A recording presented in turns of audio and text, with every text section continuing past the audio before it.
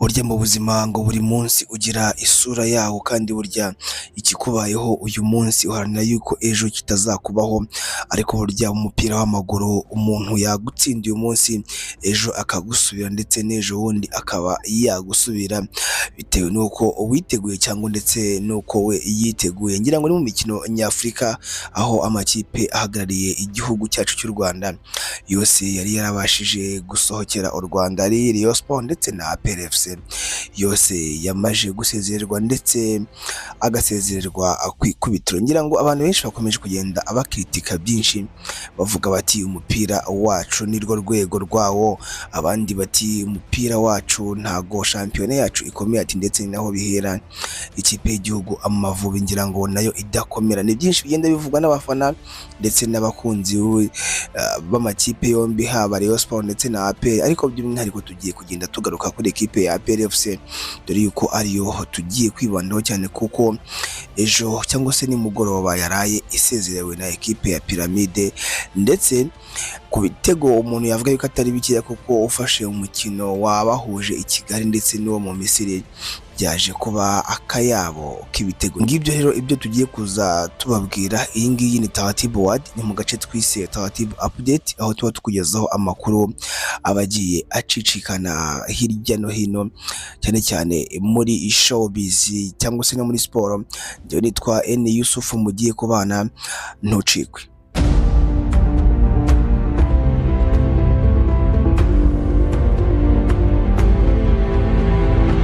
Mu mikino nyafurika ndetse aho imaze iminsi amakipe menshi bivugwa yuko yiteguye neza ndetse agenda anitwara neza, dore yuko buriya wenda duhereye nko mu mikino wenda yahuje APR FC cyangwa se amakipe yabaye aya mbere wayo babyita CAF Champions League, navuga ngo niba ari ya kipe imwe mu gihugu cyangwa se ya kipe yatwaye igikombe cya shampiyona, nubwo bwose usanga hari igihugu cyohereje amakipe arenze imwe, ariko biterwa na shampiyona yanyu uburyo ihagaze. Twebwe rero mu Rwanda haba hasohotse ikipe imwe, iyo ngiyo rero nta yindi yari yasohotse ni ikipe ya APR FC, ndetse abenshi bakagenda bavuga bati byibura wenda uyu mwaka yari yaguze neza cyangwa yari ifite abakinnyi bakomeye. Nibyo byagendaga bivugwa n'abantu batandukanye bati byanga bikunda igomba kwitwara neza. Ntabwo ariko rero byaje kugenda kuko umukino ubanza ikipe ya APR FC nubwo bivuga yuko yari yagerageje bishoboka, yabashije gutsindwa ibitego bigera muri 2-0 hano i Kigali bya Fiston Kalala Maere, umukongomani abantu benshi bemeza yuko yagiye ashakwa n'amakipe akomeye yo ku mugabane w'Uburayi, ariko Pyramide ikabibamba ikamwimana. Rero niko match ibanza yaje kurangira ubwo bari basigaje match yo kwishyura yabereye mu Misiri ni mu ijoro ryakeye. Rero nabwo ntabwo byaboroheye kuko nubwo bwose bari bagerageje kwitegura bishoboka, ariko nanone n'ubundi byabaye nka mbere, ahubwo noneho birushaho kuba bibi. Ngira ngo abenshi baraye babonye uyu mukino, ni umukino utari woroshye kuko ikipe ya Pyramide ubwayo ishobora kugucanaho umuriro ikibuga ikagicurika baro ukayibura, nuko nkuko byari bigendekeye ikipe ya APR FC kuko yari yamaje guhatana ndetse yanahanganye bishoboka, ariko burya ibitego byose byaje kujyamo nta mu ntera y'iminota itarenze 30 kuko ibitego 2 bya nyuma byagiyemo mu munota umwe gusa, bityo biza kuba ibitego 3-0 ndetse ushyizeho n'iby'i Kigali biza kuba ibitego 5-0. Bivuga ngo aggregate y'ibitego ikipe ya Pyramide yatsinze ikipe ya APR FC ni ibitego bigera kuri 5 byose ku busa. Ikipe ya APR FC iba isezerewe gutyo. Rero abafana ba ikipe ya APR FC bakomeje kugenda bagira byinshi batangaza, dore yuko hari abavuga bati nta kipe dufite, bati rwose ntago twaguze abakinnyi bakomeye ugereranije n'andi makipe ya hano muri Afurika uburyo aba yagiye ku isoko. Abandi nabo bati twere kwirenganya shampiyona yacu ni rwo rwego, ati kuko burya ikipe iyo igiye gusohokera igihugu aba ari ya ekipe ikomeye ndetse ifite ubushobozi bwo kuba yakuramo n'andi ma ekipe akomeye ku mugabane wa Afurika. Ni byinshi bigenda bivugwa n'abantu cyangwa se n'abakunzi b'umupira w'amaguru muri rusange.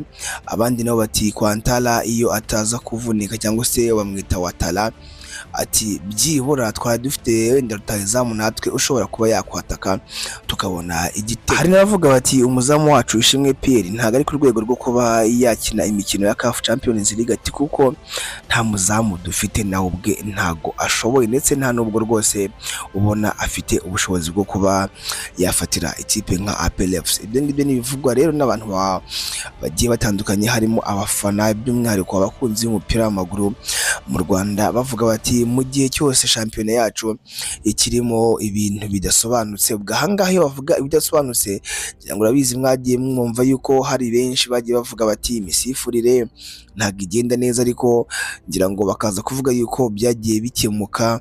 Abandi bati abakinnyi baba batamiye, ni byinshi byagiye bivugwa ngira ngo, kuko ahangaha wenda dusubiye inyuma gato na Kensi nimugoroba ubwo ngira ngo hari match yahuje equipe ya Rayon Sport na Gasogi aho byanganyaga ibitego 2-2.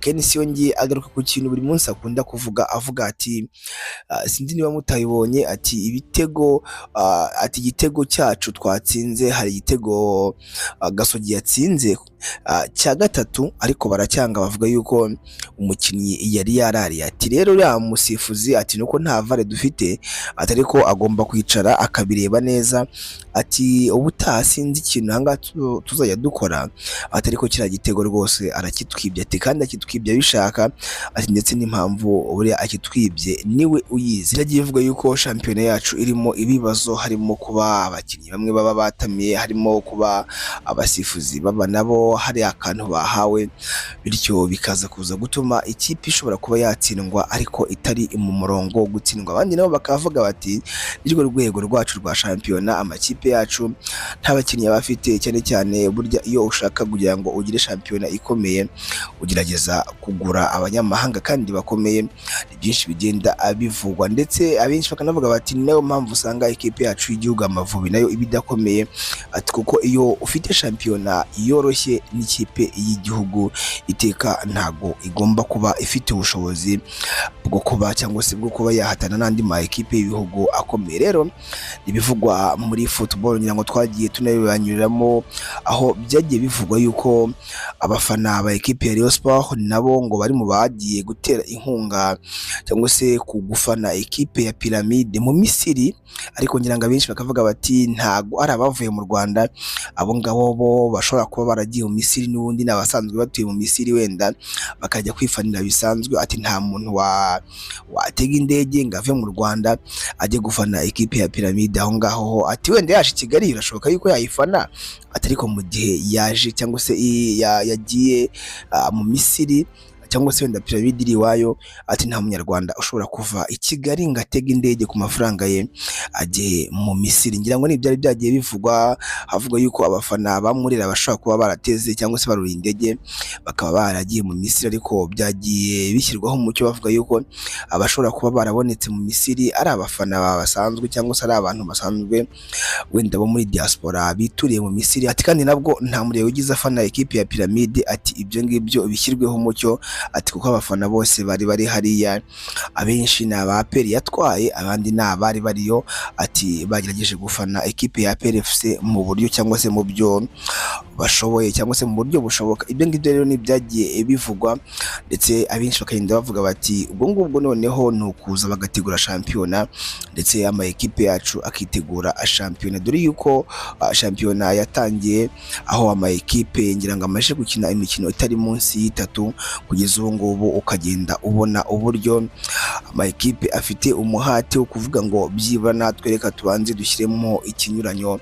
cy'ibitego runaka cyangwa se cy'amanota runaka. Bakavuga bati rero Rayon Sport na APR n'ubundi nizize zikinira shampiyona, bamwe baravuga bati n'ubundi shampiyona nirwo rwego rwabo, ati imikino nyafurika ntago ari urwego rwabo. Ese weho udukurikiye ubona ari hehe bipfira kugira ngo ama ekipe yacu asohokera igihugu byibura nayo abe yajya ku rwego mpuzamahanga ku buryo ashobora gusohokera u Rwanda ariko ntavemo muri round ya mbere, akaba yavamo byibura wenda ageze imbere, cyangwa se hari ama ekipe amaje gukuramo runaka nkuko tubona cyangwa se nkuko tubibona kuri andi ma ekipe. Gusa twibutse yuko ikipe ya Rayon Sport yo ibingi bigize kubikora ndetse ishyika mu matsinda, ari nabyo buri munsi ihora ivuga ati twebwe turi ikipe y'amatsinda, ariko nabyo byabaye rimwe ntago byasubiriye. Wewe udukurikiye ni iki ubona gishobora guhinduka kugira ngo ama ekipe yacu yo mu Rwanda nayo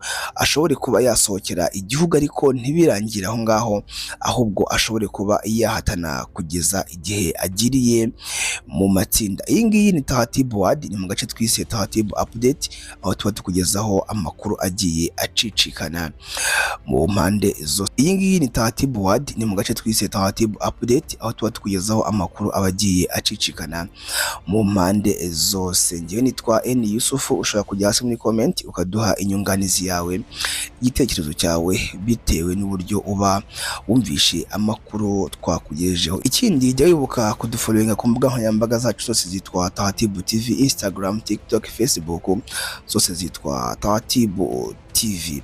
Duhure muri comment utubwira uburyo cyangwa se icyo ubona cyakorwa kugira ngo ama ekipe yacu nayo agere ku rwego rw'andi ma ekipe nyafurika, kugira ngo ubutaha tujye tubona ama ekipe yacu asohokera igihugu nayo agera mu matsinda. Ciao ciao, hasta la vista, hasta la manyanya. Turabakunda, Imana ibarinde.